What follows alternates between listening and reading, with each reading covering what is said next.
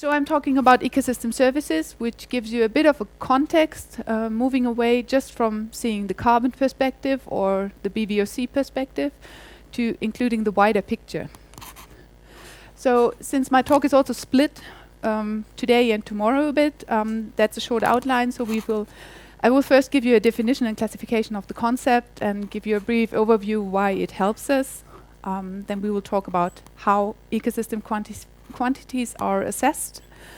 Then the economic perspective of the concept, if we should put a price tag on our systems.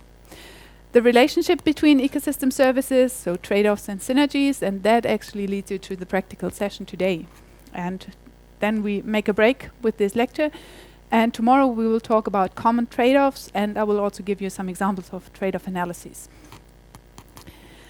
So starting with the definition, although there is no universal classification of ecosystem services, the mostly cited explanation comes from the Millennium Ecosystem Assessment. And that is that ecosystem services are the benefits that people obtain from ecosystems. And newer classification schemes group them in 3 categories. The first one are the provisioning services, which are the products that we derive from ecosystems. For example, fibers such as timber, the water provision, fruit production or crop yields. And of course, these are just examples, as you see. The second category are the regulating services, which are the benefits that we obtain from the regulating capacity of ecosystems. So for example, ecosystems protect us before floods. Then climate regulation, as you all know, air quality regulation, or for example, the maintenance of soil fertility.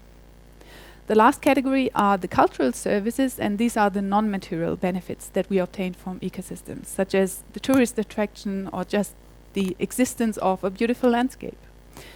Older classification schemes had a fourth category, which were the supporting services, but now these are seen as underlying to these 3 categories. So now we don't, in newer classification schemes, we do not anymore have this category.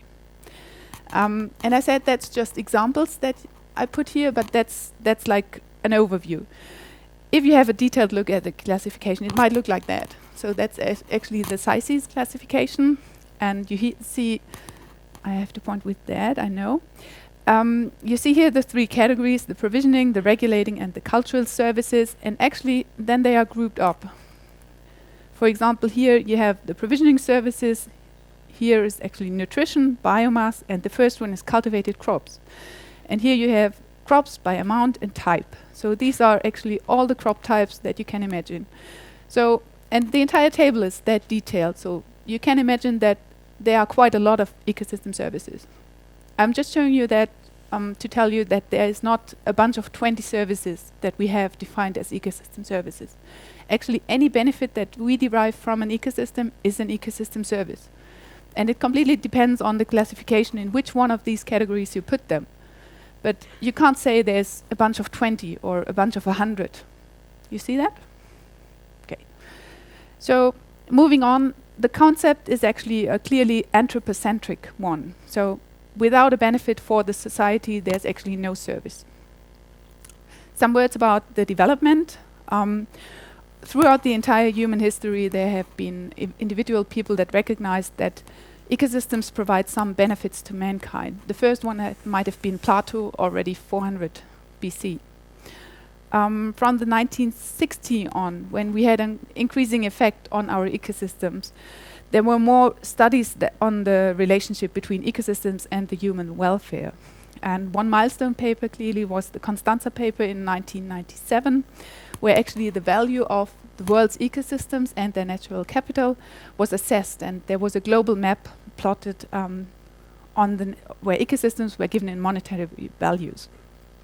In 2005, the Millennium Ecosystem Assessment significantly contributed in bringing that concept forward on the political agenda.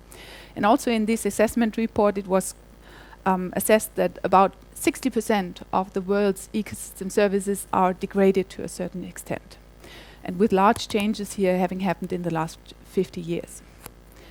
In 2010, The Economics of Ecosystems and Biodiversity, that is also a report, was published, and that put the attention to the economic benefits of healthy ecosystems. So it was actually made clear that we have an economic benefit if we invest in biodiversity and ecosystems. So today there's actually a exponential trend in the published articles, and that was just a quick search. In the last year there were published over 5,000 articles on ecosystem services. So the ecosystem service concept links the ecosystems from which the services are derived and the people who depend on these services. So we have a certain supply and a demand for services. And the supply is actually the capacity of a region to provide a bundle of services. And it's, of course, depending on the biophysical conditions of this region and about the ecological integrity, meaning how intact is this ecosystem and how much anthropogenic impact is there. And then the demand is the desired level of provision of this service by the society, and it's mainly governed by the population and the economy, but also like social trends and habits, for example. And the ecosystem services are actually in between and with this supply and this demand. So how does this concept help us? As you can imagine, or as you probably know very well, we have increasing environmental and economic pressures on our ecosystems. First, that's climate change, then economic things like increasing population or the economic growth that we always want to maximize our gains. And that puts increasing threats on the ecosystems and also on their functioning. And so we really expect that in future we do have more ecosystem use conflicts. And for this is a useful link. This concept provides a useful link between ecosystem functioning and the society. And because of these threats, we do need a concept like this.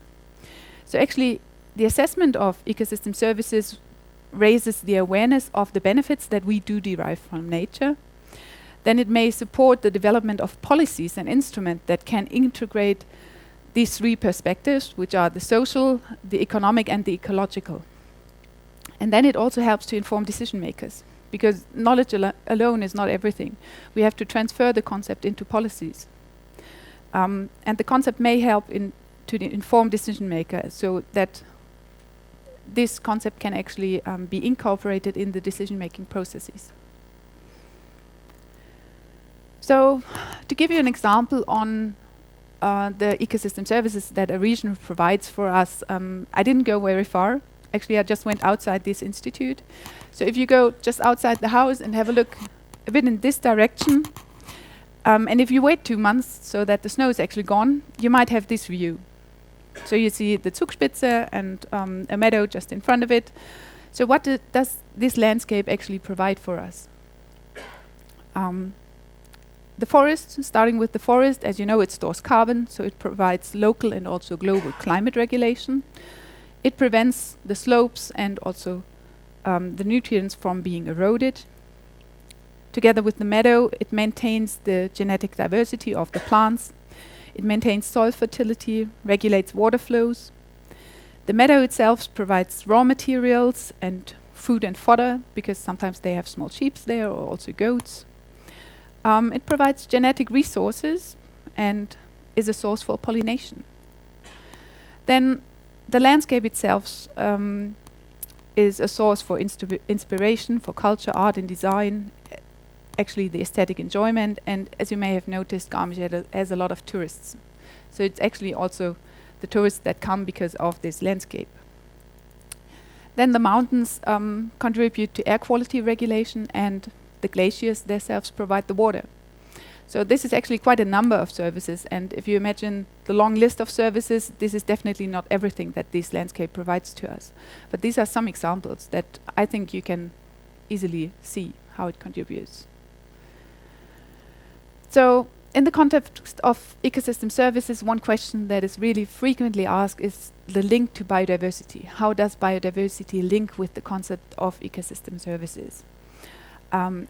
As you saw from the first classification, biodiversity is not a service itself, but it definitely underpins a number of services. So if you do an ecosystem service assessment, biodiversity is very often assessed together with ecosystem services. But it's good to keep in mind that biodiversity is by definition not a service itself. Also for biodiversity, you expect a continuing trend in decline in biodiversity. And of course, this decline will also affect the flow of ecosystem services, but which is more important, it will also affect the resilience of the ecosystems to future changes. Because if an ecosystem is resilient to a change or not, majorly depends on the variety of plants that is in this ecosystem. We do acknowledge that there are links between biodiversity and ecosystem services. However, these are complex, and they are for some ecosystems they are better understood, for some they are not so well understood. But at least there exist some examples where management options have been implemented that have favorable outcomes for both ecosystem services and biodiversity. And this is of course because of that links. So if we talk about ecosystem service assessments in terms of how do I quantify my ecosystem services? Ecosystem services usually are flows. So they are a change in a stock over a time, so a quantity per time unit. For example, an amount of crop yield per hectare per year. And usually the stock is just underlying this flow. So it provides the basis for this flow. But the flow itself is the service, which is very important. Assessments are place and time specific. You can, for example, do an assessment just for one location. For example, if you go outside and assess these services of the meadow, that is one space, one time. Very often they are provided as aerial averages or totals. For example, national statistics, crop yields per country, something like that. Or you do that on a regular distance. Anything that we do with modeling is on gridded data, and that's another possibility to provide ecosystem services. What you normally derive is a state of an ecosystem service, so a snapshot of a service condition at a given place and time. And in addition to that, you can also analyze trends, which is this change in the state over time. But you have to discriminate what you actually assess. What is very important in these ecosystem service assessment is the variation of the service over space and time. For example, a simple example, if you think of agricultural production, then the freshwater provision in actually the driest month would be the limiting factor. It would not be the average over the entire year, but because if there's 1 month where it's extremely dry, then your entire crops die. So it's very important to know about the variation of the service over time and not just averages. And of course, as every assessment, an assessed quantity should be accompanied by a confidence measure.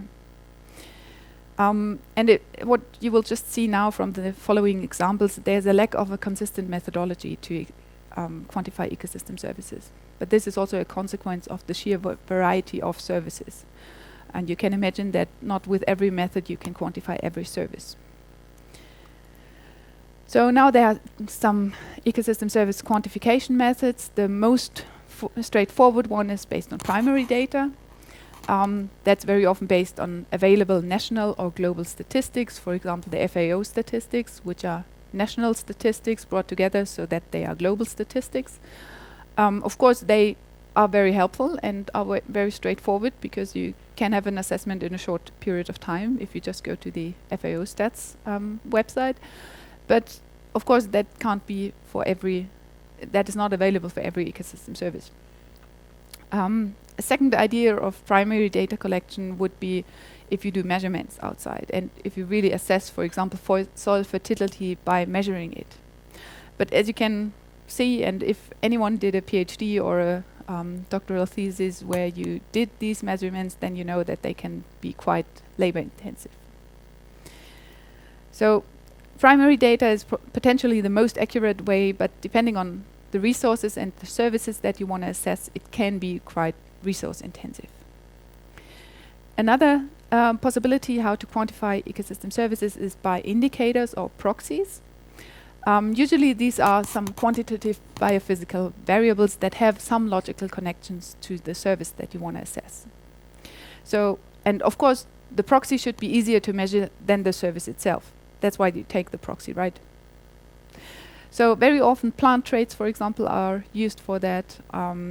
Very often land use like the Corinna land use cover or global land cover. or vegetation indices like NDVI or something.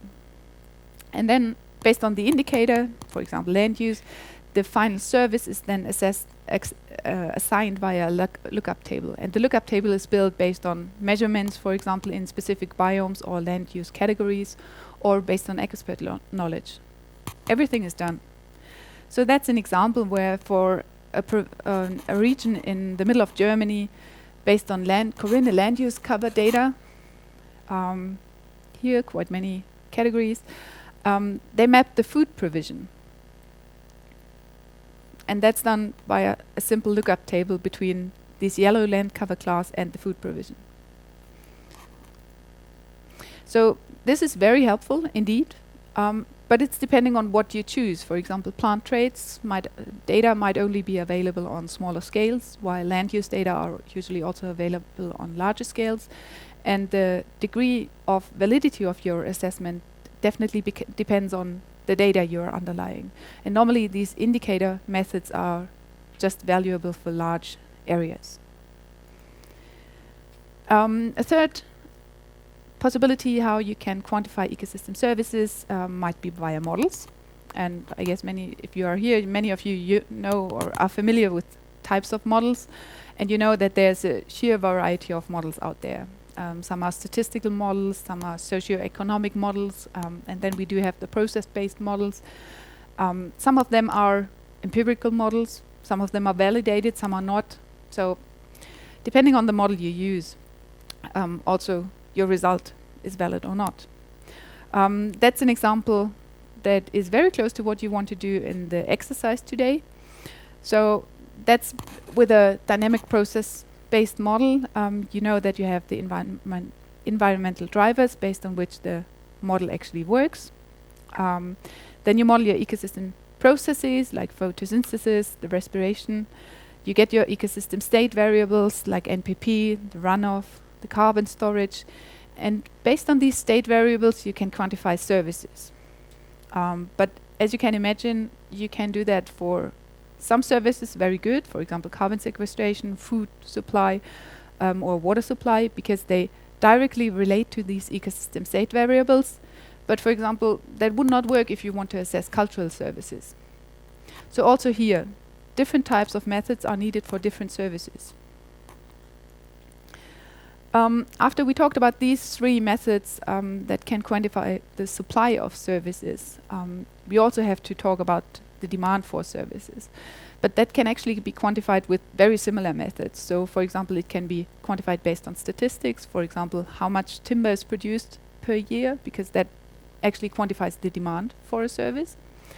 Then you can also do that based on modeling, which is actually more socioeconomic modeling. And then also via monitoring and interviews. For example, people are actually asked how much would you want to be provided of that good, or for example of a cultural good or something.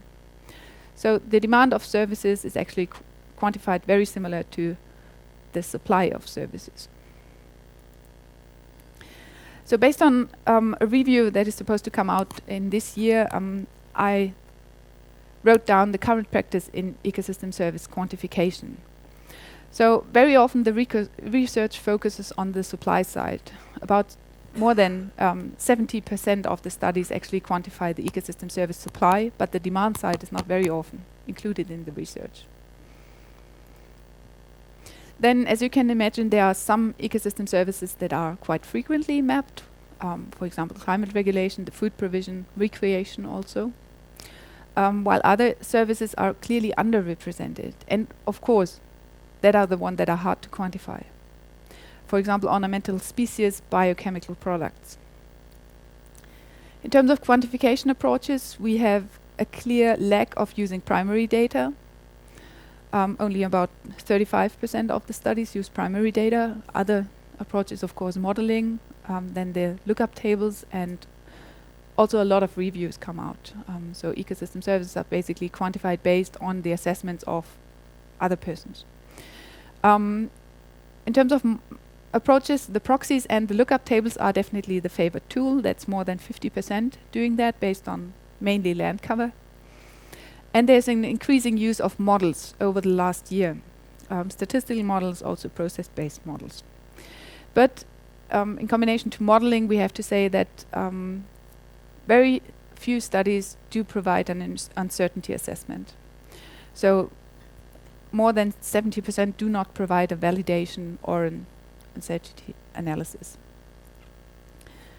Usually the evaluation of the current state of a service is evaluated, more than 70%, and there's a clear lack in the consideration of future changes, for example, socio-economic scenarios like policy directions, what would be the effect of a policy, or also climate scenarios. So the modeling community is very far in using climate scenarios, but the ecosystem service community not yet. And then just about 30% of the studies consider relationship between services. Others assess different services and report the quantities.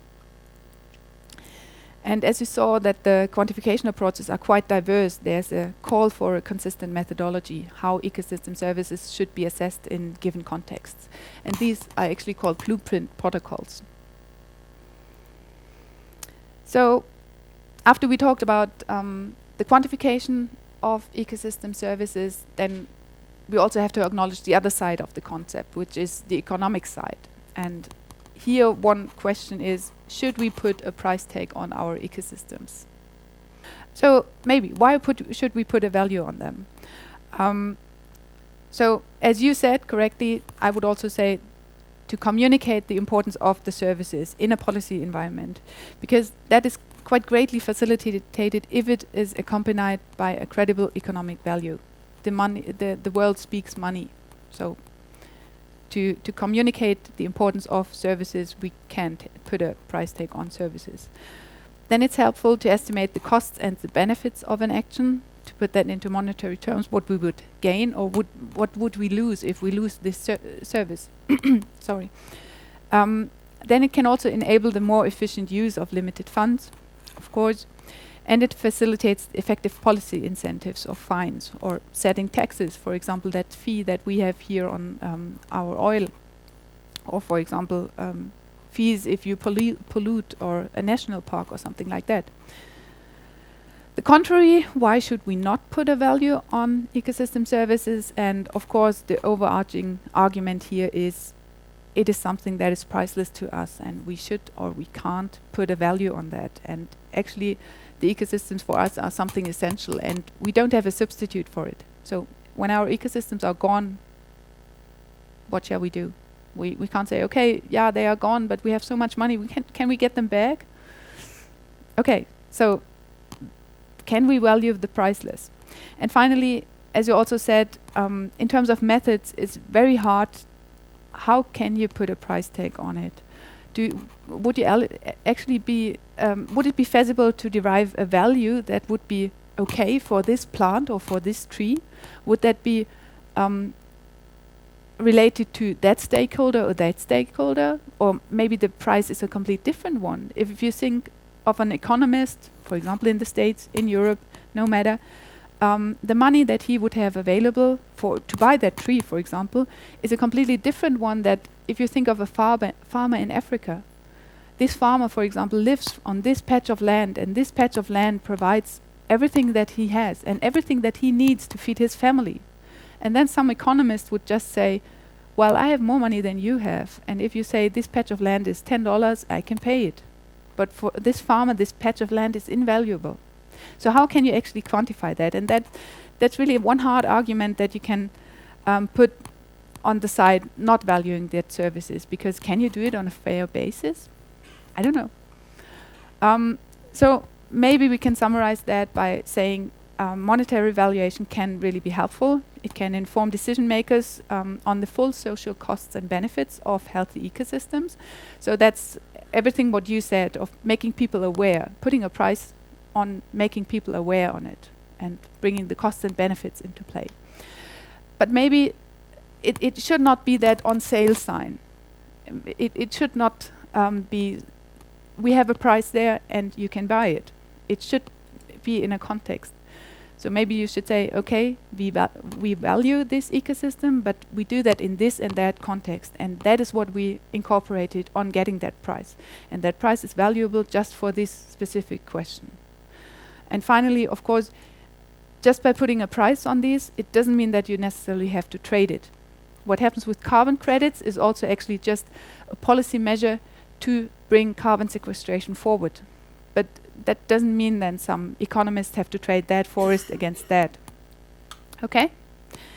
And finally, in all that discussion, we should always keep in mind that in daily decision making, we actually explicitly or implicitly already put a price tag on ecosystems. I mean, if you just think of what you buy in a supermarket, a lot of them are actually ecosystem services. That's what ecosystem provide for you as a product.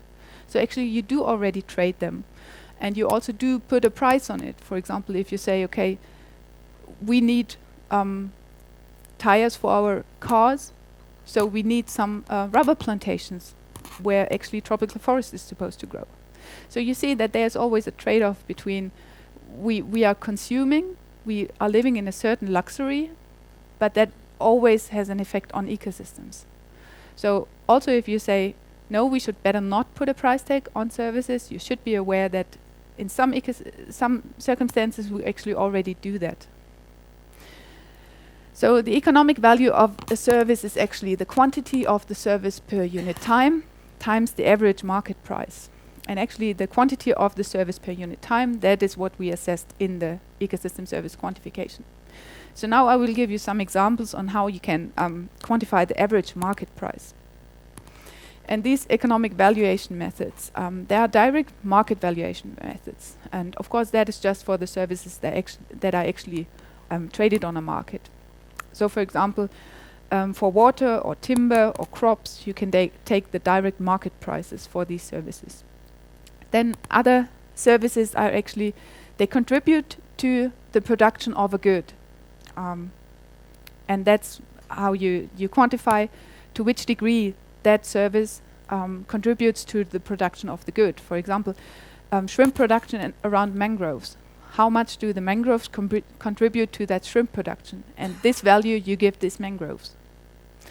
Another option would be cost-based approaches. For example, the cost of actions to avoid damages, to provide substitutes. For example, wetlands provide flood protection to us. So what would we have to pay if the wetland would disappear and if we would have to provide this flood protection by building dams? That is the value that you would assign to these wetlands. Then there are indirect market valuation techniques. The most important one is hedonic pricing. The most given example is just you have a house, and one house is same house, and one time it stands away from the coast and one time it is at the coast. And of course, or normally, you will get more, the house at the coast has a higher value than the one that is apart from it. And that's actually the price of this view. So that's hedonic pricing, and the travel cost method is very similar. How much are people willing to pay to drive, for example, to a national park, to a recreation area, something like that. Then there are non-market valuation methods, and of course that's more used for the goods that are not traded in markets. These are the stated preference methods, and in there people are, for example, asked how much would you be willing to pay for this good? Or which situation change would you prefer? And based on that, one service is graded over the other, and finally there's a price assigned to this service. In addition to these first order valuation methods, there are also like secondary methods where you take existing values and transfer them. For example, you do a meta-analysis and then transfer the value that you get for one service in one environment, in one region, you just transfer it to another region, and that's value transfer. So this is an example. That's actually the Constanza paper, so the maybe first map where the monetary value of ecosystems was mapped for the globe. And you see the prices go up to 10,000 international dollars.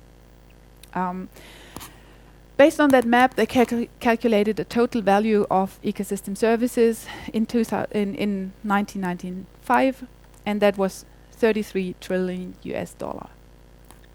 Then they provided an update in 2014, last year, where they said it's $125 trillion. And you see I calibrated that. That was calibrated to the US dollar value in 2007. So the first estimate was 46 and the second one was 125.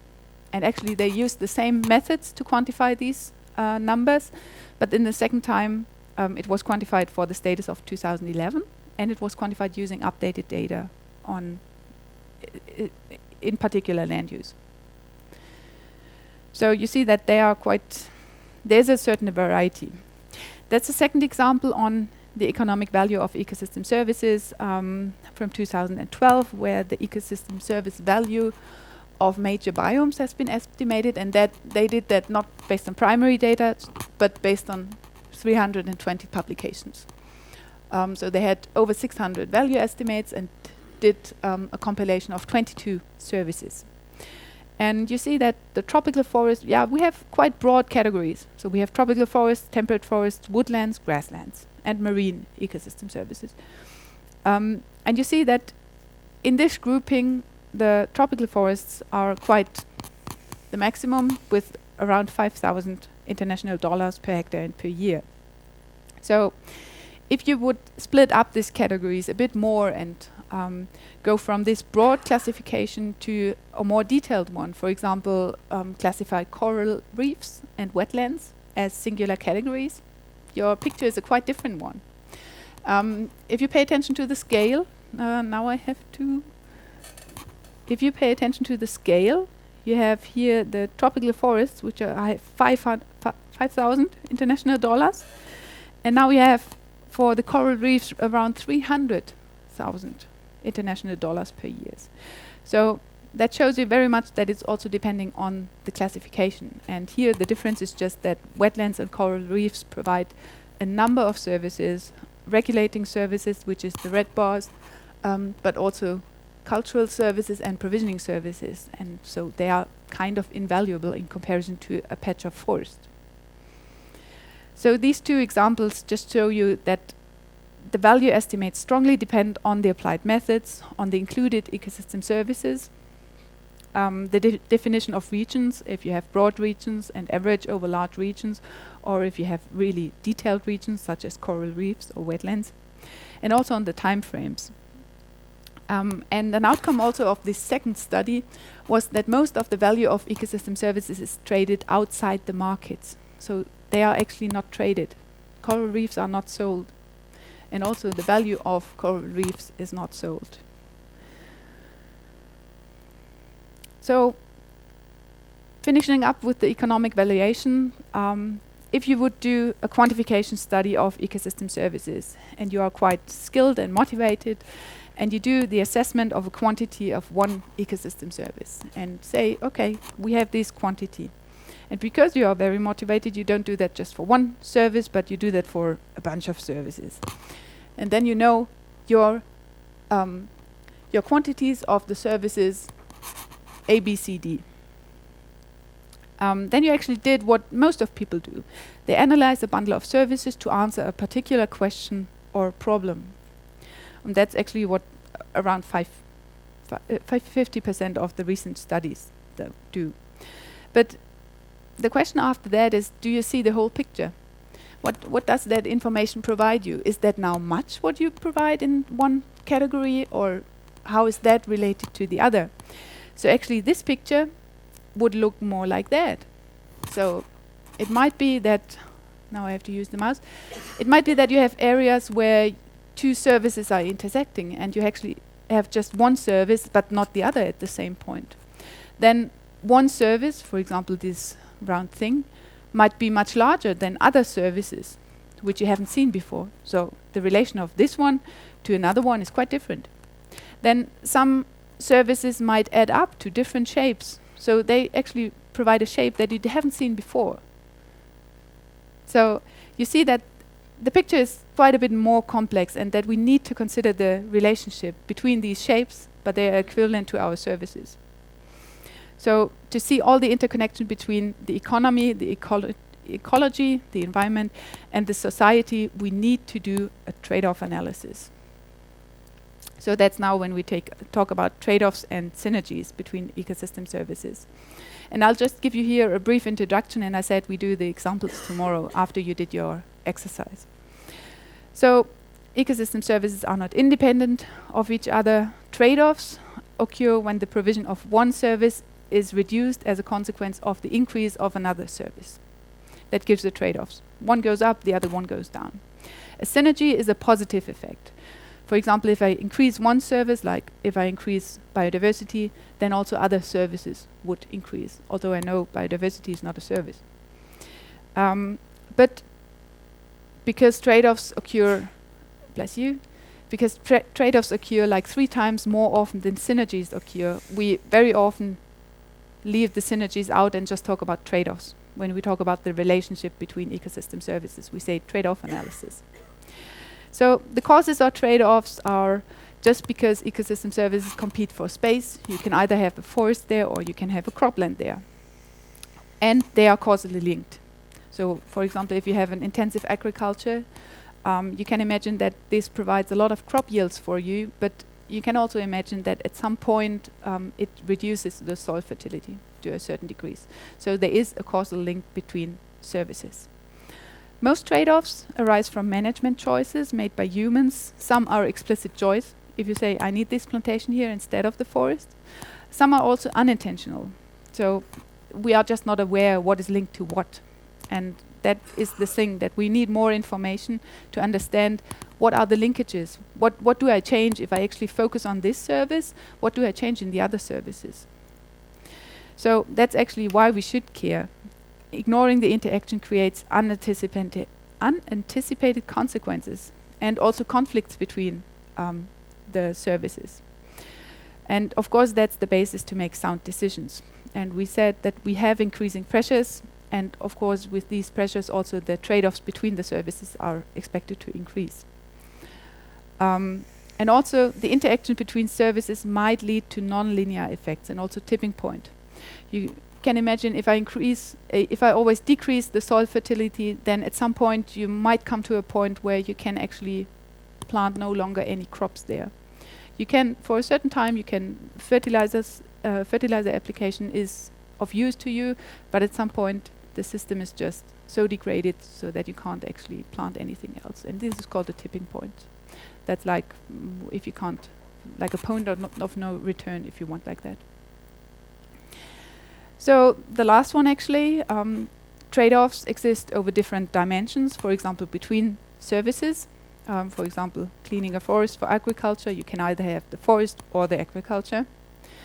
They exist over time, for example a short-term focus on agriculture, the long-term loss in soil fertility. Then of course over space, if you compare the services of different regions over the globe. Between users and stakeholders. For example, if you use the water for drinking, or if someone wants to use it for cropland irrigation, how would you assess this one is better than the other? And then also between alternative management interventions. And so that I would actually do a wrap up here and release you to your practical exercise. We talked about ecosystem services, and they are defined as being the benefits of the benefits that people derive from ecosystems. The concept helps us because it raises the awareness for what ecosystems provide to us, and it's to support decision makers. Ecosystem service assessments, we said that services are actually quantity flows. They are specific in time and space, and that we have many, many methods out there, but the preferred method is doing that via proxies or indicators, for example the land use. The economic valuation of ecosystem services, you saw that already here in this group we could have a vivid discussion on if we should do it or if we should not do it. It might be a helpful tool in a policy context, but we should be a bit careful and not just put it on sale on it.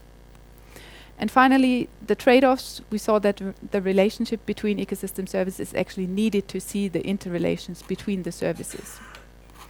So that would be actually everything for today.